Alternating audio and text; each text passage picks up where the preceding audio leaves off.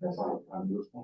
Yeah, I guess all I want to do with your first. I mean, I'm thinking on my cruise hot day that day. That's fun for us to do it outside. But I still. Order, will you please stand for the pledge of allegiance? I allegiance to the flag. Citizen. To all for which it stands, one nation, under God. We got through different spirits when we look at them. Sorry, no, no, students when it's all in. You get some.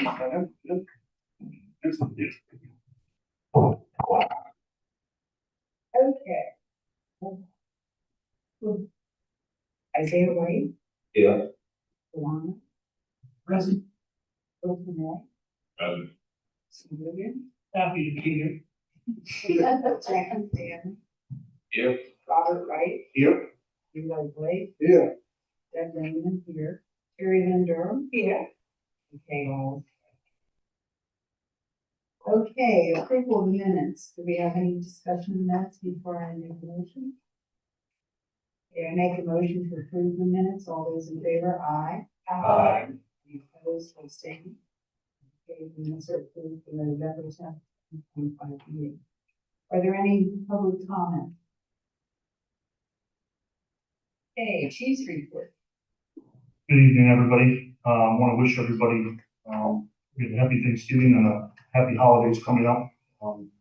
We don't see you through the holidays. Hope everybody has safe travels if they're going anywhere and some delicious meals as well too. So I want to start with incident from yesterday morning.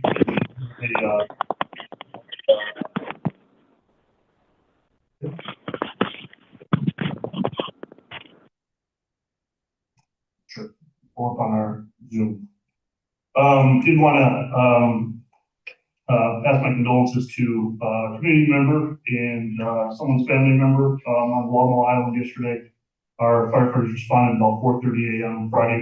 Sunday morning, and by the time they got to the house was pretty well involved through the roof as well too. So while they were searching the residence, they found a person in the back, and unfortunately, that person was deceased. So our thoughts and prayers are with that family member and member of our community. We also have lots of several critical incidents last month. We've had a couple very severe vehicle collisions we responded to as well too that resulted in fatalities. So what we do is now, last year we've really fully stood up our peer support program. So lots of resources available to our personnel that we reach out to them and make sure that they're okay and give them the resources to do, to continue doing this job. Because you see things that a lot of people don't see as well too. We also now have, we got this free through a grant, the Peer Connect app and website to where our people can go on an app on the phone. They've got immediate resources at their disposal to go through anything that they might be going through, being able to connect with the right resources as well too. So lots of work we're doing in that area to better support our members as well. Unfortunately today, also we had, we'll start with all the bad stuff. We had an incident with engine 5 was actually responding to a suicide and had to turn around in the road and unfortunately backed into the ditch, and we've got some damage to Station 5. What happens in these situations to Engine 5, excuse me, what we do in these situations though too is a thorough review of those incidents as well. Accidents do happen, but also, it's those that we can avoid. So whether that's through training or, reminders and how we move that forward, we'll do a review of that incident to ensure that hopefully it doesn't happen again as well too. So we did have a community member, and I appreciate our community a lot, and they are welcome to give us feedback as well. But they also verbally abused one of our firefighters at the scene as well too, which has no place. So that person said he's going to post it all over social media. So if he does, that's fine. But also, I welcome him to give me a call as well. Our number's on our website. But fortunately, those things happen. Accidents happen. We've got some damage to that engine, but we will move forward to take the steps to make sure that prevent them from happening in the future. Also want to thank several of our commissioners who attended the Christmas party last night. We had a really nice night, and lots of raffle from a lot of local companies, Johns Island companies as well too, Kilo Golf Resort, and a lot of our friends down in Kilo as well too. So great. Thank you for attending, and we had a great party last night as well too. So we hosted last week a course called Our Community Listens. We had most of our admin and support services team and also several of our operations members. So this is a foundational class that really focuses on reflective listening, how you build better relationships, empathy, and building trust. It's really been a foundation for my leadership journey, and we received really good feedback from our employees on that. It's basically foundational leadership courses, not just at work, but at home as well. So, we received also from State of South Carolina an apprentice scholarship. What the apprentice scholarship does is it's grant money at no cost to us that helps support our different training programs. So our driver operator training, in the past it supported our EMT program and things like that as well too. So we received that grant again. That is funds that can help us put on those classes. So thank you, Chief Yunker, for doing that.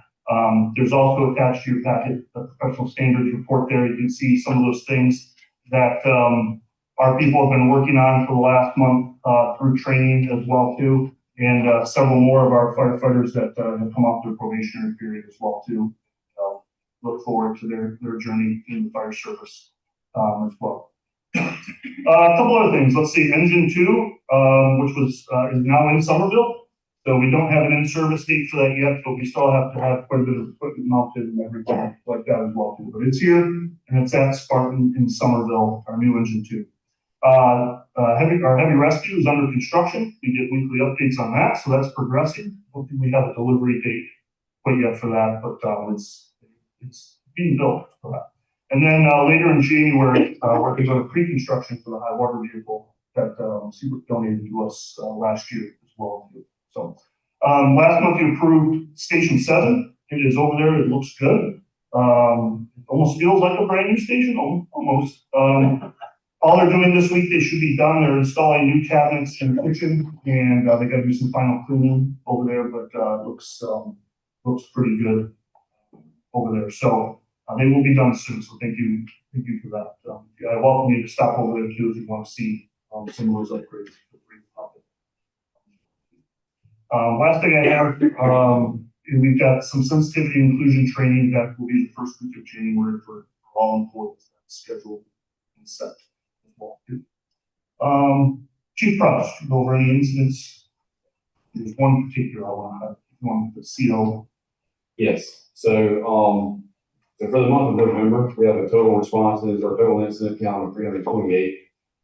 Broken out by the islands. Johns Island has 183 of those. Keel with 83, Seabrook with 28, and Waterloo with 34. The incident out at 26 Ocean Course, we responded at about 1 a.m. to a residence. Had occupants there woke up complaining of dizziness, headaches, such. Our crews arrived on scene and kind of started to assess the number of illnesses. As they started to dig deep with our new air monitors, they found that we had a CO issue in the home. So they worked quickly to get them outside in the fresh air. They started appropriate treatment, upgraded the number of ambulances that were coming in, transporting 5 patients that morning. When we went through the home on the first floor, we were reading 110 parts per million on CO, which are industrial fresh water, 29 parts per million. When you go to the second division, we had 160 parts per million. On the third division, we had 190 parts per million. We're fortunate that somebody woke up and reported their came out as a call. That's a simple falls call. So we thought it was a minor medical, and it turned into a much larger incident. That was the one of 2 in a week span where we've noticed now some issues with mechanical devices that use natural gas or propane to run off. So want to remind the community to make sure we're checking our smoke alarms and make sure we do have CO monitors in there as well. Make sure that we're alerting sooner than later. Is that from a stove in the kitchen or anything? We didn't get the final determination on that. So it's either a furnace or some other, it could be a fireplace. So didn't get a final answer on. Yeah. Typically, you don't, just in my career, I've not seen a lot from stoves, sometimes from older models and things, but traditionally it's a leak at some either connection point or fireplace or some type of furnace, something like that. But it's a good point of just, two incidents really. One, Sunday with our fire that highlights the importance of smoke alarms, which we encourage our community to reach out to us for, which we provide for free. Same with CO alarms. We have to catch CO alarms and help people's homes as well. So two incidents that just highlight the importance of the needs of that. Yeah.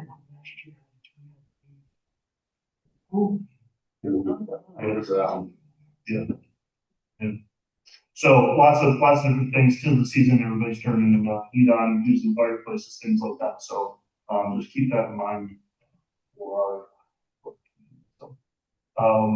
I'm going to talk about staffing, but I'm going to let Teresa go first. You're not going to steal thunder this week. Good. Thank you. Hi, everybody. Good to see you all. So we have a hiring activity, most recent. She started today. That's real recent. Our logistics manager. So she's excited. I'm excited. She's got Air Force background. Very, very good. So we're glad to have her. She started today with our orientation.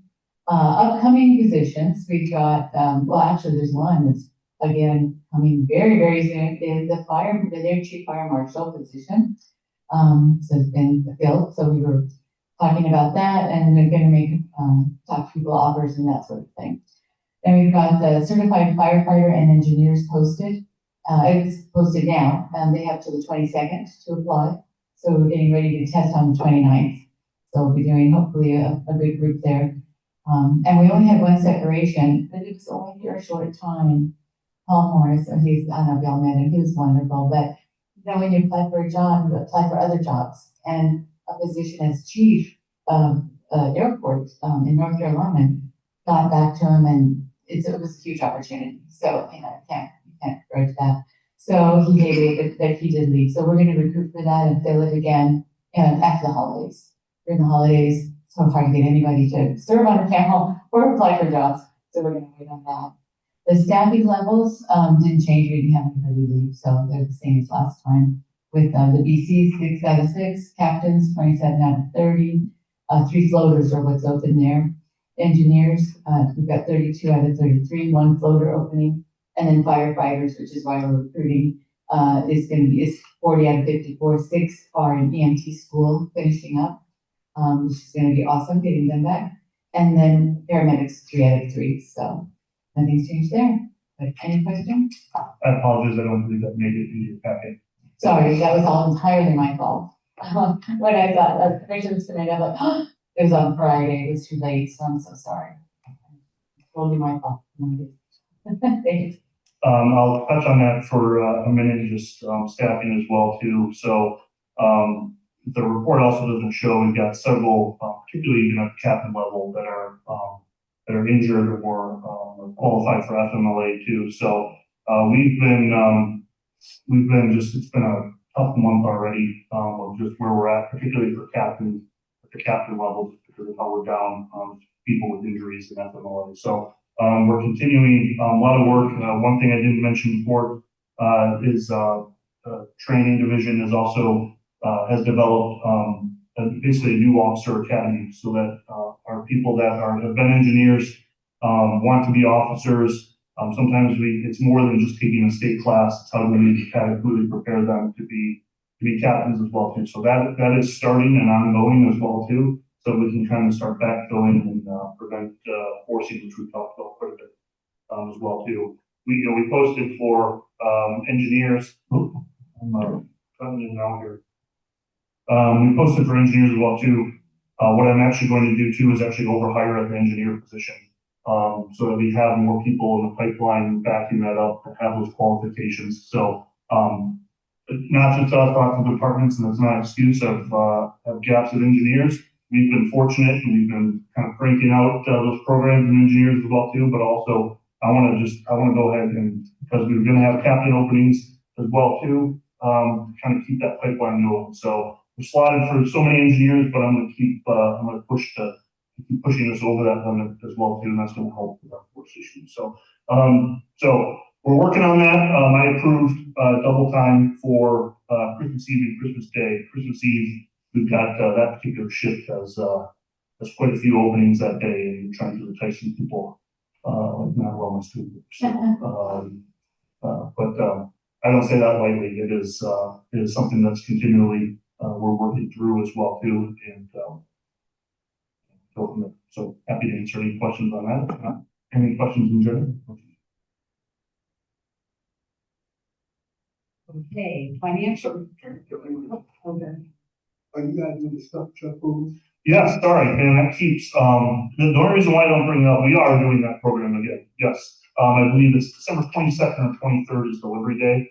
We have, we're certainly, getting lots of donations from our community, still are. Down at Station 2 today, there's already a whole bunch of bags down there as well. We have quite a bit of stuff from last year as well too, so we're planning that out, in what we had last year and what our needs are for this year. But yes, thank you for the reminder on that. So One follow-up question. Yep. Has anyone gotten a check from the CR November Foundation? We donate to the stuff truck program. yes, yep, absolutely. So that goes to the gift cards for Food Lion. That's food only. And yes, that's part of what they get. Yep, absolutely. Thank you for that donation. Yep. Anything else? A financial report. Hello, happy Monday. Happy Monday. Thank you. We go over the November financial report. Our overall operating expense budget remaining goal is 58.34%, and we are on track with our actual at 58.35%. Our bank balances as of November 30th include our operating account at 6.3 million, our open account at around 14,000, our 2022 Go Bond account at around 21,000, 2023 Go Bond account at around 173,000, and our 2024 Go Bond account around 15.5 million. Our November collections included retiree reimbursements. And our October collections from Charleston County was 1.9 million. And the non-standard overtime for November was 108,000. And then looking at the dashboard for the month of November, our operating expenditures year to date is at 9.8 million, which includes encumbrances. Our base pay percentage is at 80%, and we are seeing a 22% increase in tax revenue compared to this time last year. Yes, we were trending behind, and then all of a sudden, in the last month, so we expect that number to be consistent with the raise rate too. And I will say, we're going to talk. I know it's on the agenda for the employee bonus. We are at our goals. We did write a check for $950,000 this month for fire trucks, so that balances. And last month, like I said, we went ahead and got some equipment we really need to in the front end of the year. But I have confidence that we'll remain on track for budget. And I'll talk a little more about that. Thank you. Attorney's update. Yes, ma'am, thank you. Another busy month here in the official attorney's office over here. And I do believe it would be appropriate to remain in executive session tonight at the commission. So chooses to make such a motion, just for an update on what we've been discussing. As well, we received comments back across the county on our subdivision and zoning applications that were submitted earlier this month, minor, resolvable. We should be able to resolve all of that in time for the subdivision, which is up for second reading next week. I think that's all for now. Thanks. Thank you. Any unfinished or old business? Okay, new business, consideration of an employee holiday bonus. Yes, ma'am. Last month, there was a request for us to evaluate the potential for a Christmas bonus. I just printed off a quick just sheet there. Some ideas if you wanted to do a net and what those total costs would be as well too. I will say this, we break out, if you look at the financial report, we break out our payroll by division as well too. So obviously operations is our biggest one, with so many employees. We have savings in every piece because we've had openings, particularly in our operations division. So right now we're trending at about a current savings of about $720,000 just in that operations line item. Most of that is due to open positions that we've had as well too. Again, each one has some savings. We are paying that double time on season eight, which comes with a price tag as well. But I wanted to give you that information to arm you. As you know, we're budget wise, we're pretty neck and neck with where we need to be. But also that there is some savings in those operations line items that for you to consider. So I put those out there for you. And I'll hand them. Yeah, funds. Like, $750. Sure, we take, thank you.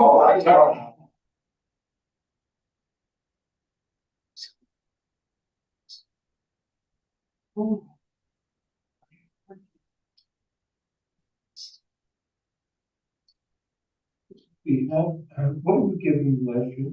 Last year was $500 Increase. it would be an increase. We go for 1,000. We have. They earned it. I would, would not know what that was until Danielle made that calculation as well as the numbers. It's 150 people there. Okay. Oh. Big bomb. Right. Anyway, yes, so, and that is fine. Again, we do have that savings item, line item.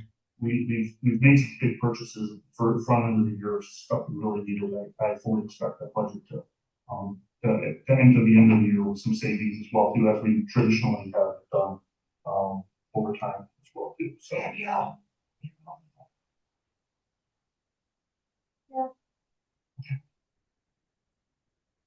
Chief process spent all the money this year, so. A lot of money. So I'll leave that to y'all, but feel comfortable. Think most of them. Turn my time over to Bob, sorry. Have one question. Do we have a reserve fund, for catastrophic event, ice storm, that we can rely on? Yeah, we budget for, it's just called disaster, but we use it for a bunch of different things. Hurricane season, supplies, things like that. We purchased some equipment, as well too, sorry, to get a little feedback. So, but we do have that. We still have some funds available in that line item for if there happens to be a winter storm and, you know, we need to get some things, we got that there. So, I think we reserve we try to always have 4 months of operating expense funded. And if you take the balance that we have, we're way in excess. Good. I feel good about that. yes, ma'am. And I just point out, you'll recall from the auditor's report last month, they indicated we actually increased our fund balance beyond our targeted goal and over last year. So we do have that fund balance in addition to the disaster funds budget. If we came down to the end of the budget year and we were running short, which I don't expect, we would go back to the county and ask for that change as well too. But we will continue to have openings as well too, which supports that out of payroll. It's just the way of life. So we will. But if we see some warning signs, we'll be the first to come to you. But they know, our personnel know to stay within their budget items. So and we're doing that. We're doing that right now. So Thanks. Yeah, I have mentioned this before, but fund balance, think of it as kind of like a reserve. And as Chief mentioned, you know, we want at least 4 months to cover all the operating expenses. But you don't want it to get too high either. Or then the county may say, what do you guys do? You have all this money you're stashed away. So you want to kind of keep a balance. So we're fine if we're over 4 months, but we know if we have to, we can dip into that too. Especially breakdown and things like that. Sometimes. So we're good on that. So that's beyond, you know, just this 700.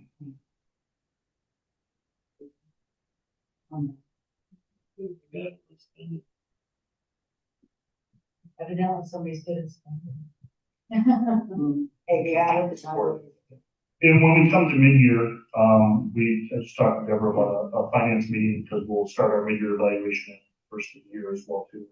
There are some other line items that, our workers' comp is always an issue. We do our best to budget that, but they always come back with something a little bit different than what they tell us as well too. But those are things that, when we look at our needs, we do our best. Obviously, we've done this a few times now, the budget correctly. But there's always things that we look at mid-year and go, we got to make an adjustment here or there.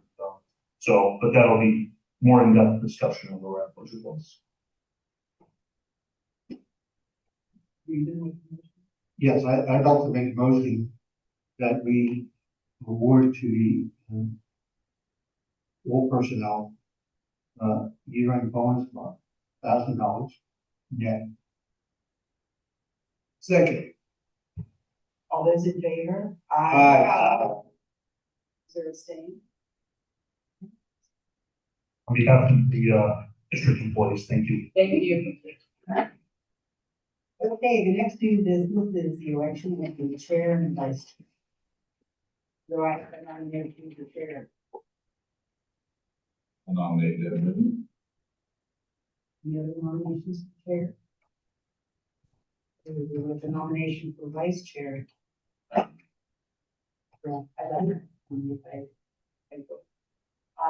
we're going to look to Spencer to kind of take over and give us our instructions on our ballots. Because we still have ballot. Position, we still have ballot. Yes, I know that historically we've done this by acclamation, but our bylaws actually do require a ballot. So if you'll recall this, we had to do this exercise last year. I'm sorry to make you go through this, but rather than accepting the nominations by acclamation, I would ask that each of you write your votes down on the sticky note in front of you. You can use one sticky note and write chair, vice chair, whatever your vote is. I will come and collect those, tally them, and then report back. I apologize for the administrative burden of that, but that is what's in our bylaws.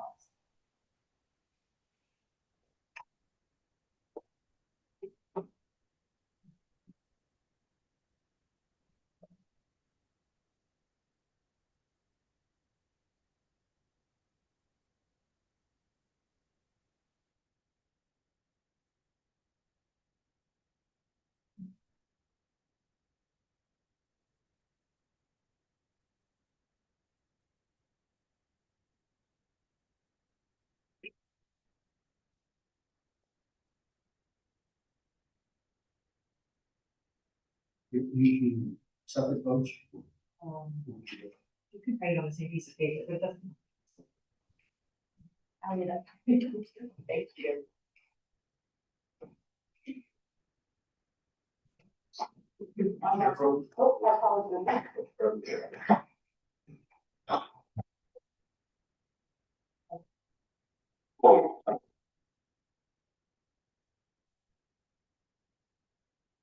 I'm trying to ask for indulgence for the. While she's looking at the ballots, I wanted to call your attention, we got the bylaws, over. And I read them again this morning because I think it helps to refresh your memory on bylaws. I even remember talking a little bit about, what does the chair do, what does the vice chair do, and that's part of the bylaws, but there's a lot of important information here on what's the commission responsibility, what's the fire chief's responsibility, what are the different positions, and the vice chair is also the secretary.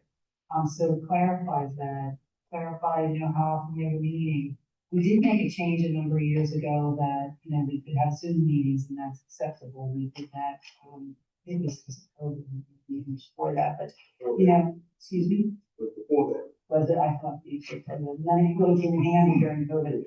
So, I would just recommend you reread it. It's 7 pages, it's not a big lengthy book, but, I had read them a while back and it was just helpful to read them again. So I just recommend you read them, and if you have any questions, even the chief or I or Spencer, one of us, if you need clarification. It was an email, if you can't find a copy, let us know.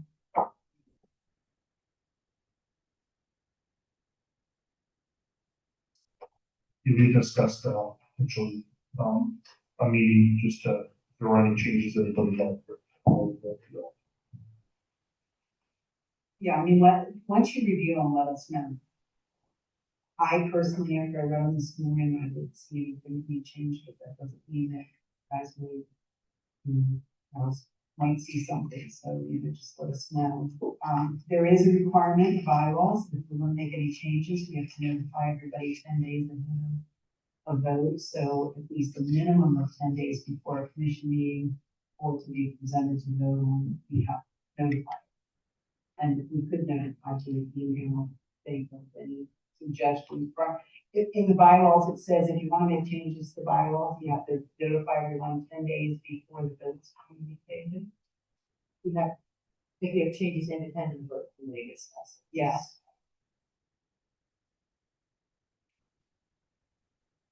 You ready? Yes, ready if you are, thank you.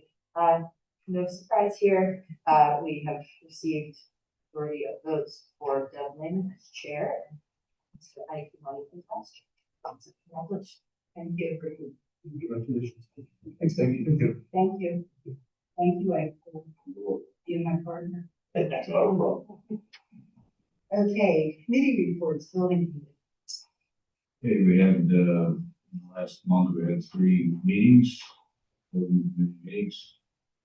2 was the oil Station 5, and 1 for vacancies for Station 8. Station 5 has now progressed to the second stage of design, finished design development. Third stage. Fort Atkins is kind of catching up, but it's not far behind, so we may well be building both stations at the same time.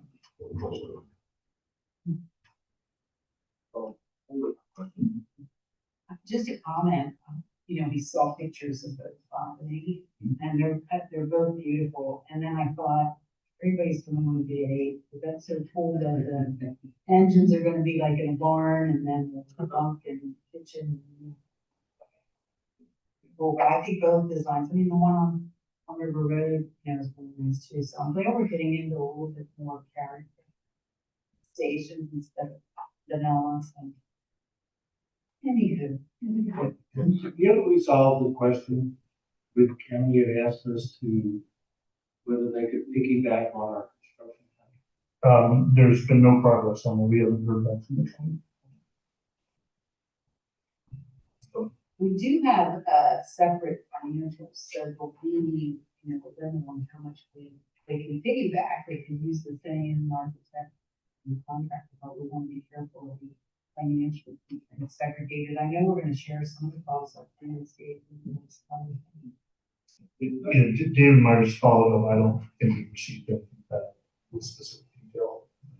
All the site development costs will be split 50/50 between us and the counties.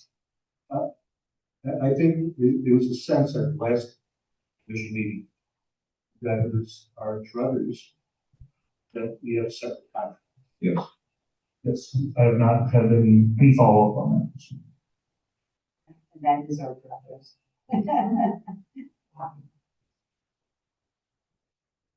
Oh, sure. For site development, yes. Yes, the initial agreement, and I think it's spelled out in either the lease or something, is the IGA was for cost related to the site specifically. 50/50 split. So they'll do several site improvements. So There'll be things like moving bike path from the rear of the station, roadside, in front of the station, taking care of the drainage line that's splits the middle of the property right now and moving it to the building on top of it. Site. I don't know what planning process. When they're not ready. They have that project has actually been funded for a while. They're ready to move forward on the actual site itself.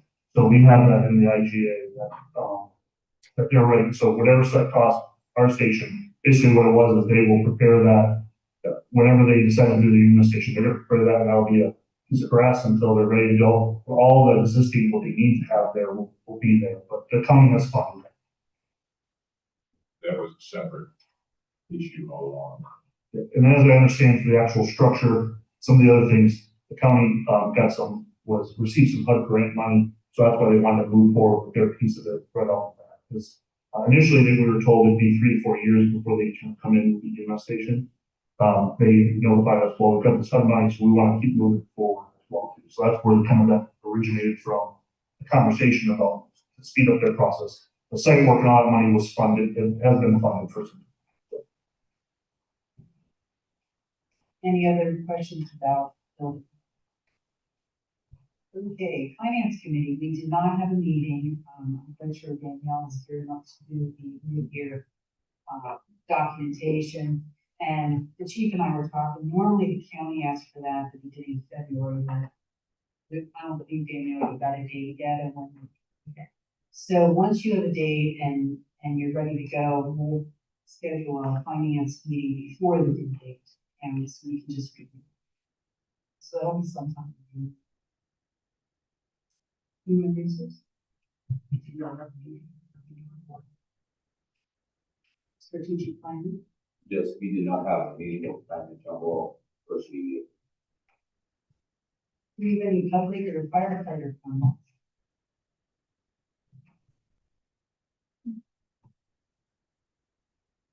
Welcome. You've been here for a while. I know. Thank you, everyone. I will say that. So you're always welcome. Commissioner comments. Let's start with Bill. Excellent. Okay, Steve. I would like to thank everyone in the district for all that you do. And I hope that you have a wonderful holiday season. Jackie. I'd like to thank everybody, especially personnel on a good job, whatever you did on the special fire and all of that. So that's not easy. Appreciate it, and you guys too. And you're happy Christmas. Brooks. Thank you. Again, I hear good reports of what the guys did, that was out of call. I appreciate the fact that we voted to increase mental health and things like that, because not everybody can deal with the loss like that. So that was money very well spent. I'm glad that we are fiscally responsible to where we can get the bonus out for our hardworking employees. But thanks and Merry Christmas. Hey. First of all, I'd give thanks to each and every commissioner here this evening. For our lawyer, and all in attendance. I want us to basically take the time to pray for one another. For each of our employees and their family. Let's have a choice of safe holiday, bring a good new year in the day. First of all, I'd like to say thank you to Station 3 and the other station that answered the call on yesterday morning. I'm sure the family appreciate what has been done as well as the community. So I say thank you and thanks to all the staff and happy holidays.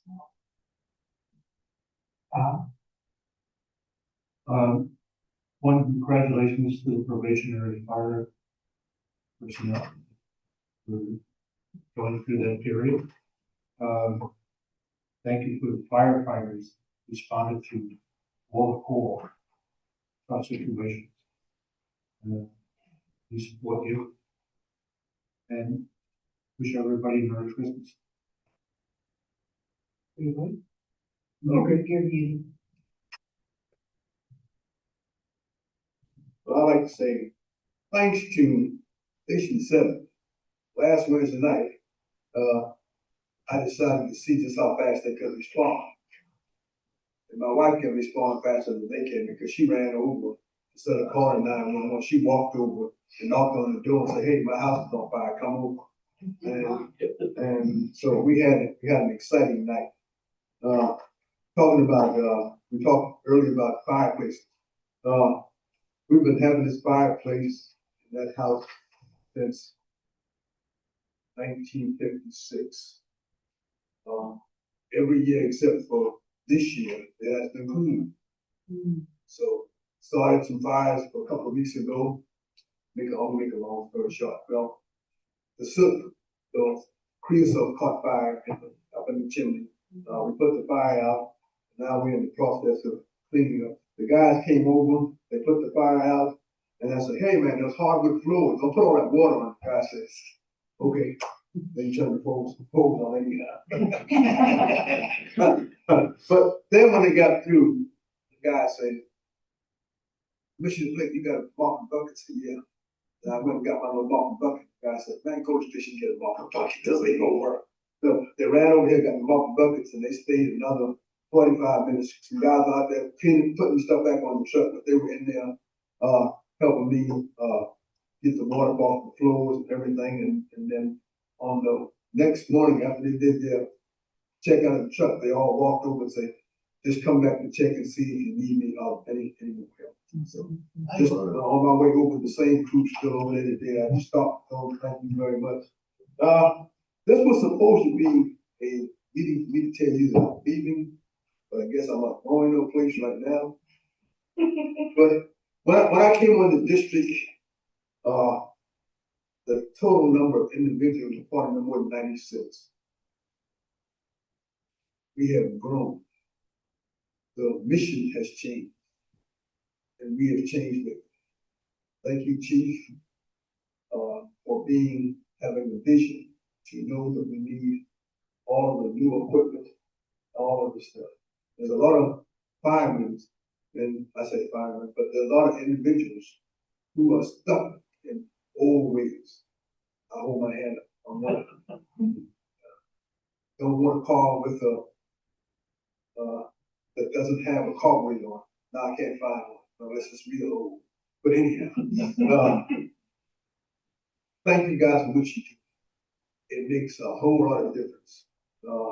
And I will go around sometime during the holidays with some of my family members and make sure that they have smoke alarms. They do work.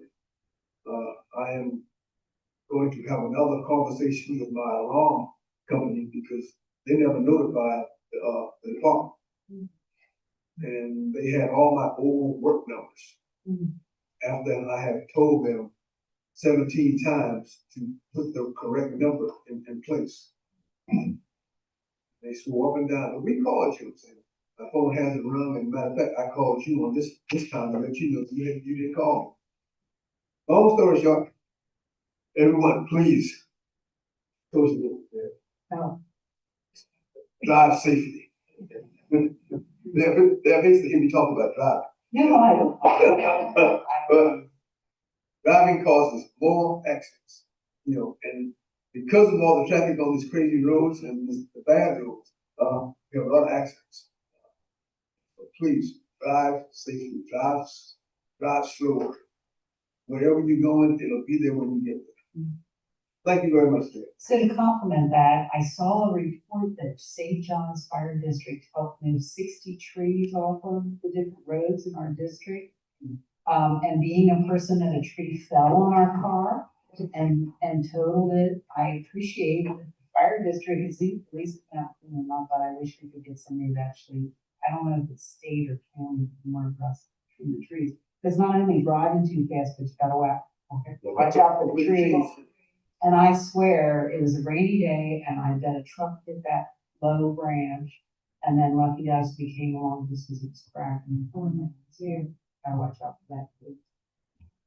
Okay, I do appreciate this district. I appreciate the quality of the personnel and everything you do. It's sad that we had a death in the mall. We had sounds like suicide.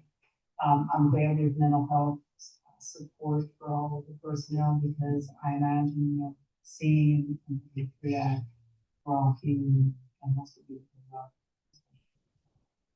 I'm glad that we are able to give bonus again this year and be generous with it. We all deserve it. And I just want to wish everybody a happy holiday. Okay, I'd like to make a motion to go into executive session. We're gonna have a discussion on personnel matters. Second. All those in favor, aye. Aye. Those who abstain? Okay.